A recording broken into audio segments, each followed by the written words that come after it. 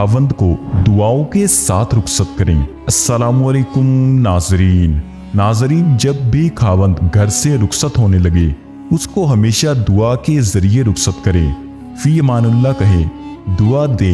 जैसे हमारी बड़ी औरतें पहले वक्तों में अपने मियाँ को कहती थी। ये कितनी प्यारी बात है कि मेरी अमानुल्लाह के हवाले। जब आपने अपनी अमानत अल्लाह के हवाले कर दी तो अल्लाह मुहाफिज है, वो आपकी अमानत की हिफाजत करेगा। आज कितनी औरतें हैं जो खावंद को घर से निकलते हुए ये अल्फाज कहती हैं, बहुत कम। चूंकि नहीं कहती इसलिए उनके खावंदों की हिफाजत भी नहीं होती। फिर परेशान होती हैं, रोती हैं कि खावंद बाहर जाते हैं, उनको बाहर ज्यादा दिलचस्पी होती है। भाई, आपने तो अपनी अमानत अल्लाह के हवाले ही नहीं की। अब आप अल्लाह से शिकवा नहीं कर सकती। अपनी अमानत अल्लाह के हवाले करें, फिर देखें अल्लाह कैसे हिफाजत फरमाएंगे।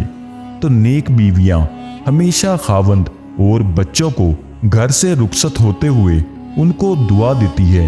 ऊंची आवाज से कहने की आदत डालें, बल्कि दरवाजे तक साथ आया करें और फिर कहा करें, फी अमानुल्लाह। कुछ ना कुछ ऐसे अल्फाज कहा करें या वैसे ही कह दिया करें कि मेरी अमानत अल्लाह के हवाले।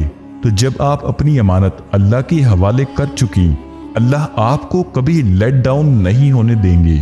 अल्लाह पर भरोसा और यकीन तो हमारी जिंदगी की बुनियाद है।